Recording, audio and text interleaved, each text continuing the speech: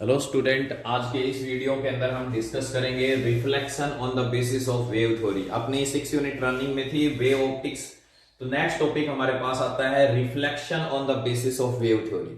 इससे पिछले वीडियो के अंदर हमने हाइजन प्रिंसिपल के बारे में पढ़ा था, उसी के बेस पे हम यहाँ पर रिफ्लेक्शन अब पढ़ने जा रहे हैं। तो सबसे पहले उसके अंदर हमारे पास जो हमने डिस्कस किया था वो था हमारे पास वेव फ्रंट। ठीक है, तो वेव फ्रंट क्या है? तो सबसे पहले एक बार वेव फ्रंट के बारे में आपको अच्छी तरह से पता होगा, तभी आप इस टॉपिक को अच्छी तरह से क्लियर कर पाएंगे। ठीक है, तो वेव फ्रंट के बारे में मैं एक बार हल्का सा बता देता हूं। इससे लास्ट वीडियो में हमने पूरी तरह एक्सप्लेन किया था आपके पास वेव फ्रंट के बारे में। तो वेव फ्रंट हमारे पास क्या होता है? Continuous locus of all the particle which are vibrating in the same phase. अब ये देखिए, जैसे ये हमारे पास पैरेलल रे आने लग रही है, अब इन सभी को टच करता हुआ ये जो कंटिन्यूस लोकस है, इसको हम यहां पर क्या कहेंगे? वेव फ्रंट कहेंगे। तो ये हमारे पास एक प्लेन वेव फ्रंट हो गया। हमने 3 टाइप के वेव फ्रंट स्टडी किए थे। तो ये जो हमारे पास है ना, ये कैसा वेव फ्रंट है? प्लेन वेव फ्रंट है। तो इसके अंदर 2-3 पॉइंट हैं जो आपको याद रखने हैं। सबसे ज्यादा इंपॉर्टेंट, एक तो जो वेव आ रही है, ये जो रे आ रही है, रे के बिल्कुल परपेंडिकुलर होता है आपका वेव फ्रंट। ठीक है, पहला पॉइंट तो आपको ये माइंड में सेट करके रखना है कि जो रे आती है उसके बिल्कुल परपेंडिकुलर होता है आपका वेव फ्रंट। दूसरा हमारे पास जो सेकंड एजम्पशन थी हाइजन की, वो क्या थी आपके पास कि इनके ऊपर जो पॉइंट होंगे ना, ये आपके पास सेकेंडरी वेवलेट मतलब एक फ्रेश सोर्स का काम करेंगे।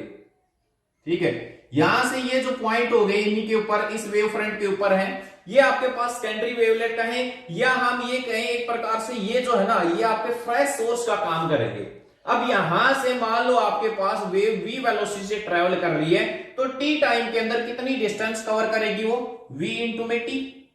ठीक है, तो vt डिस्टेंस के इक्वल यहां पर हम एक आर्क लगाएंगे ऐसे। ठीक है, ऐसे इस पार्टिकल से यहां से लगाया हमने, इस सेकेंडरी वेवलेट से।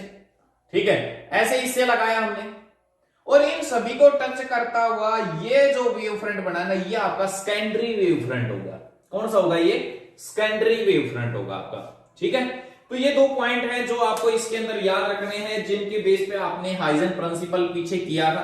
अब उन्हीं के बेस पे आगे हम डिस्कस करते हैं इस वीडियो के अंदर reflection on the base of wave theory. ये हमारे पास कोई भी एक एक्स वाई प्लेन सरफेस होगी। ठीक है, कोई भी मिरर ले लीजिए या प्लेन शाइनिंग सरफेस ले लीजिए एक्स वाई। अब यहां पर ये रे है आपके पास जो इसके ऊपर इंसिडेंट होने लग रही है, ये आपकी है इंसिडेंट रे। ठीक है, सिमिलरली हमने एक ये ले लिया आपके पास इंसिडेंट रे। ठीक है, ये दूसरी आपके पास यहां पर इंसिडेंट रे। अब हमने क्या डिस्कस किया? अब इसके ऊपर हम बात करते हैं एक बार वेव फ्रंट की। तो इसके ऊपर हम बात करें वेव फ्रंट की, तो ये हमारे पास क्या हो जाएगा? इसके ऊपर एक प्लेन वेव फ्रंट। ठीक है, ये कैसा वेव फ्रंट हो जाएगा हमारे पास? इसकी इसी के ऊपर है बिल्कुल एक प्लेन वेव फ्रंट हो जाएगा। ठीक है, समझ में आ गई बात? क्लियर है? यहां से एक रे और दर्शाना चाहते हो तो आप और दर्शा सकते हो यहां से। तो ये जो है ना, ये हमारे पास क्या है? एक प्लेन वेव फ्रंट है। इसको नाम दे दिया मैंने एबी। एबी जे इंसिडेंट प्लेन वेव फ्रंट है। ये देखो, सबसे पहला पॉइंट तो हमने क्या कहा था? ये बिल्कुल इसके नॉर्मल होना चाहिए, परपेंडिकुलर होना चाहिए। ये है बिल्कुल इससे परपेंडिकुलर है। ये एंगल आपका 90 डिग्री का है। ठीक है, ये एंगल आपका यहां पर 90 डिग्री का है, यहां पर ये एंगल आपका 90 डिग्री का है।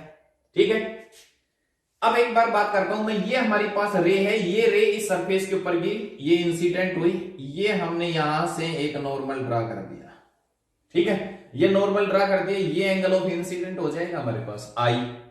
ठीक है, अब ये जो है, जो प्लेन वेव फ्रंट की बात कर रहा हूं मैं ए बी की, ये भी हमारे पास इस रे के ऊपर नॉर्मल है। ठीक है, तो ये एंगल हमारे पास कितना होगा? ये एंगल आपका 90 हो गया, तो ये एंगल हमारे पास कितना हो जाएगा? 90 माइनस आई। तो ये एंगल हमारे पास पूरा कितना हो जाएगा? ये भी आई होगा। समझ में आई या बात नहीं आई? देखिए, यहां से ये रे थी आपके पास, इसके ऊपर इंसिडेंट, ये मैंने इसके ऊपर नॉर्मल डाला, ये नॉर्मल डाला। ठीक है, तो ये आपका एंगल ऑफ इंसिडेंट हो गया। क्लियर है? जब ये नॉर्मल डाला है इसके ऊपर, ये आपका एंगल ऑफ इंसिडेंट हो गया। इधर से ही अगर ये देखा जाए वेव फ्रंट ए बी की बात करो, तो वेव फ्रंट ए बी भी हमारे पास इस रे के ऊपर नॉर्मली है। तो ये एंगल हमारा कितना हो जाएगा? ये वाला एंगल, ये एंगल जो है आपका, ये 90 माइनस आई हो जाएगा। ठीक है। और अगर ये 90 माइनस आई है तो ये हमारे पास क्या हो जाएगा, ये आई हो जाएगा। ठीक है, समझ में आई बात, क्लियर है। क्योंकि ये भी आपका इधर 90 माइनस आई होगा तो ये आपका आई हो जाएगा। ठीक है भाई, क्लियर है। अब यहां से ए से हमने इधर आपके पास ये भी कोई दूसरा पॉइंट ले लिया आपने, यहां पर बी डैश, ये हमने यहां पर दूसरा पॉइंट ले लिया बी डैश। ठीक है, ए से बी डैश तक की जो डिस्टेंस है, ये मान लेता हूं मैं यहां से यहां तक जो वेव ने ट्रेवल की वो टी सेकंड के अंदर कवर की। तो ए बी जो हमारे पास डिस्टेंस होगी, ए बी जो डिस्टेंस होगी, ए बी डैश होगी, ए बी डैश जो हमारे पास डिस्टेंस होगी, ये डिस्टेंस हमारे पास किसके इक्वल हो जाएगी भाई, सी। अगर आपके पास मान लो वेलोसिटी से ट्रेवल कर रही है तो ये हमारे पास डिस्टेंस हो गई सी इंटू में टी के। ठीक है, ये जो डिस्टेंस होगी ए से बी डैश की जो डिस्टेंस होगी वो किसके इक्वल हो जाएगी, सी इंटू में टी के। सी इंटू टी इक्वल डिस्टेंस के लेकर यहां पर एक आर्क लगाइए। ठीक है, और सी इंटू इक्वल डिस्टेंस के लेके यहां से एक आर्क लगा दीजिए। एक बार तो यहां से लगा दीजिए, फिर एक बार यहां से लगा दीजिए। ठीक है, और फिर एक बार आप यहां से लगा दीजिए। ठीक है, ये लगभग आपके पास उसी के इक्वल डिस्टेंस यहां पर आर्क लगाएंगे। ठीक है, यहां लगा दी और इन सभी को टच करते हुए ये हमारे पास दूसरा वेव फ्रंट हो जाएगा जिसको हम क्या कहेंगे, रिफ्लेक्टेड वेव फ्रंट। ठीक है, ये देखिए आपके पास ये इधर से इंसिडेंट होके इधर से रिफ्लेक्ट होके चली गई। ठीक है, और इन्हीं के ऊपर ये हमारा वेव फ्रंट हो गया जो इस पे कट करने लगा। सिमिलरली इसके ऊपर ये हो जाएगा और ये तो है ही आपके पास, ये इधर गई। ठीक है, तो ये बिल्कुल परपेंडिकुलर हो गया कि नहीं हो गया, ये आपकी रिफ्लेक्टेड रे के ऊपर परपेंडिकुलर हो गया। तो ये दूसरा वेव फ्रंट हो गया हमारे पास, इसका हम नाम दे देते हैं ए डैश बी डैश, जो रिफ्लेक्टेड वेव फ्रंट बोल देंगे जिसको। ठीक है, समझ में आई बात। तो यहां पर भी सिमिलरली वही प्रोसेस होगा। यहां पर मैं एक नॉर्मल ड्रॉ करता हूं तो ये आपका एंगल ऑफ इंसिडेंट, आपका ये आपका एंगल क्या हो गया, ये आपके पास एंगल ऑफ इंसिडेंट, लेकिन यहां पर ये हमारे पास क्या होगा, एंगल ऑफ रिफ्लेक्शन आर हो जाएगा। ठीक है, जब ये आर होगा तो ये आपका 90 माइनस आर और ये पूरा एंगल हमारे पास क्या बन जाएगा, यहां पर आर बन जाएगा। ठीक है, समझ में आई बात, क्लियर है।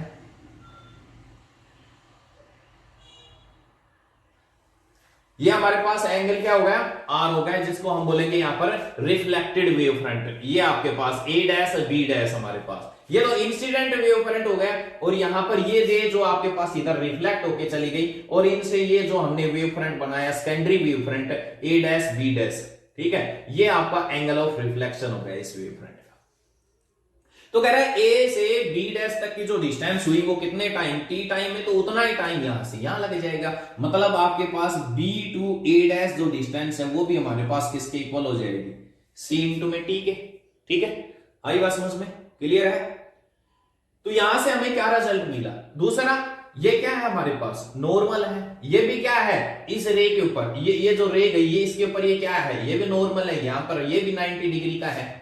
ठीक है, तो मतलब आपके पास ट्राइंगल जो एंगल ए और एंगल ए डैश ये आपके पास कितने हैं, 90 डिग्री के हैं। ठीक है, अगर 90 डिग्री के हैं तो triangle A B B dash and आपके पास दूसरी triangle A dash B are concurrent.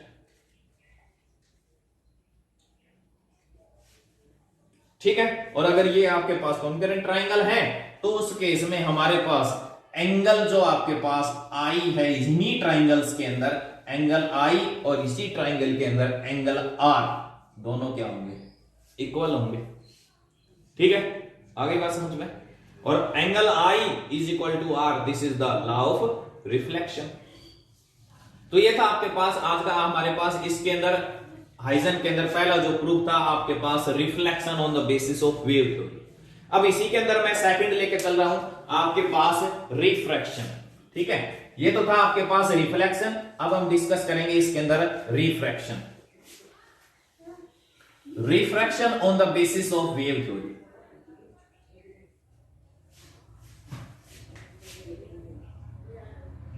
Refraction on the basis of wave theory, ये हमारे पास एक सरफेस हो गई एक्स वाई सेम लेके चल रहा हूं मैं, सेपरेटिंग टू मीडियम। यहां पर दो मीडियम आपके पास अलाई कर रहे हैं। पहला हमारे पास ये हो गया जिसके अंदर हमने ले लिया वेलोसिटी v1 वेव की, उसके बाद इधर दूसरा मीडियम हो गया जिसके अंदर हम यहां पर वेलोसिटी लेके चलेंगे v2। ठीक है, समझ में आई बात? तो यहां से पहले ये रे है, ये आपकी यहां पर इंसिडेंट हो गई, उसके बाद इधर से आपके पास ये आपकी दूसरे मीडियम में जा रही है, तो ये आपके पास इधर रिफ्लेक्ट हो गई। ठीक है, सेम ऐसे आपके पास यहां पर दूसरी सेकेंडरी रे लेके चल रहा हूं मैं, ये आपके पास इधर रिफ्लेक्ट हो जाएगी।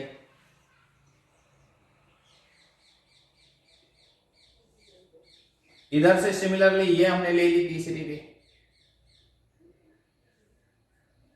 अब देखिए यहां से अपने पास हमें सबसे पहली बात करता हूं, ये जो वेव फ्रंट होगा हमारे पास, ये कौन सा वेव फ्रंट होगा? Incident wave front A B. ठीक है, बिल्कुल इसके ऊपर नॉर्मल, समझ गए? और ये हमारे पास इस रे के ऊपर नॉर्मल हो गया, ये नॉर्मल हो गया, तो ये आपका क्या होगा? एंगल ऑफ इंसिडेंट हो जाएगा। जब ये एंगल ऑफ इंसिडेंट आई है तो ये एंगल हमारे पास क्या हो जाएगा? 90 माइनस आई, और ये एंगल कितना हो जाएगा? आई। ठीक है, समझ गए बात को? अब फिर वही प्रोसेस आपके पास, मान लिया यहां से बी से इसको हमने नेक्स्ट पॉइंट नाम दे दिया ए डैश। ठीक है, बी से ए डैश तक हमारे पास जो टाइम लगता है उसको हमने मान लिया टी सेकेंड। तो ये जो डिस्टेंस है हमारे पास बी टू ए डैश की जो डिस्टेंस है वो किसके इक्वल हो जाएगी? v1 इंटू में टी। ठीक है, समझ गए? अब यहां से हम बात करते हैं दूसरा आपके पास रिफ्लेक्टेड वेव फ्रंट की। तो देखिए रिफ्लेक्टेड वेव फ्रंट क्या होगा आपके पास? ये हमारे पास क्या है? फ्रेश सोर्स, अब इन्हीं से दूसरा वेव फ्रंट। ठीक है, तो ये तो हमारे पास हो गया इंसिडेंट वेव फ्रंट। अब यहां से v1 इंटू में टी डिस्टेंस की इक्वल आर्क यहां पर आपने लगाई। ठीक है, उतनी डिस्टेंस यहां पर एक आर्क लगा देंगे इसी के अंदर, और उतनी डिस्टेंस यहां पर हम आर्क लगा देंगे, तो ये हमारे पास हो जाएगा इन सभी आर्क को मिलाता हुआ, ये आपके पास हो गया रिफ्लेक्टेड वेव फ्रंट, जिसको आपने नाम दे दिया यहां पर ए डैश बी डैश। ये हमारे पास होगा यहां पर रिफ्लेक्टेड वेव फ्रंट। ठीक है, ये रिफ्लेक्टेड रे थी और ये बिल्कुल इनसे नॉर्मली म्यूचुअली परपेंडिकुलर, ये हमारे पास होगा रिफ्लेक्टेड वेव फ्रंट। ठीक है, अब यहां से अगर हम बात करें तो वही आपके पास यहां पर हम नॉर्मल डालें इसके ऊपर, यहां पर हम नॉर्मल डालते हैं इसके अंदर। ठीक है, तो ये नॉर्मल आपने डाला यहां पर, ये तो इंसिडेंट हो गया, लेकिन रिफ्लेक्टेड की बात कर रहे हैं, ये आपके पास एंगल ऑफ रिफ्लेक्शन हो जाएगा। ठीक है, रिफ्रैक्शन, तो इधर ये आर हो गया, तो ये आपका 90 माइनस आर, और ये एंगल आपका क्या हो जाएगा? आर। ठीक है, समझ में आई बात? तो सिमिलरली कह रहे हैं जितना टाइम यहां से यहां तक रीच करने में लगा उतना ही यहां से यहां लगेगा, तो ए से बी डैश की जो डिस्टेंस है वो कितनी हो जाएगी? v2 इंटू में टी। ठीक है, समझ में आ गई बात? क्लियर है? अब यहां से हम साइन आई की वैल्यू निकालते हैं। ट्राइंगल जो हमारे पास है A B and A dash, इसके अंदर से मैंने निकाला साइन आई। साइन क्या होगा? ठीक है, परपेंडिकुलर अपॉन में हाइपोटेन्यूज। परपेंडिकुलर हो गया हमारे पास बी ए डैश अपॉन में हाइपोटेन्यूज, यहां से मैं ट्राइंगल ले ली ए डैश, ये वाली ट्राइंगल ले रहा हूं मैं, A B and A dash, ये हमारे पास ट्राइंगल है। ठीक है, तो इसके अंदर से मैंने ये साइन आई निकाल लिया। सिमिलरली यहां पर दूसरी ट्राइंगल ले ली मैंने, दूसरी ट्राइंगल हमारे पास हो गई A B dash and A dash. ठीक है, दूसरी triangle A B dash and A dash, ये ट्राइंगल हो गई। ठीक है, इस ट्राइंगल के अंदर से मैंने साइन आर निकाला, क्या होगा? वही perpendicular A B dash upon में हाइपोटेन्यूज ए डैश, दोनों को डिवाइड कर दीजिए इनको, क्या रिजल्ट मिलता है आपको? साइन आई अपॉन में sine r is equal to किसके इक्वल होगा? बी ए डैश अपॉन में ए डैश अपॉन में sine r A dash upon में ए बी डैश, ये इसके साथ कैंसिल आउट हो गया। ठीक है, बी ए डैश हमारे पास यहां से किसके इक्वल है? v1 इंटू में टी, v1 इंटू में टी, और ये किसके इक्वल है? v2 इंटू में टी। टी से टी कैंसिल आउट हो गया, क्या रिजल्ट मिला? साइन आई अपॉन में sine r is equal to v1 upon में v2। और आपको पता है velocity of wave inversely proportional होती है रिफ्रैक्टिव इंडेक्स के, तो ये हमारे पास किसके इक्वल हो गए, म्यू के, ठीक है, म्यू टू अपॉन में म्यू वन, और ये क्या है, स्नेल्स लॉ। तो ये था आपके पास refraction on the basis of wave theory. इसको नोट कीजिए। आज के लिए इतना ही। Thanks, have a nice day.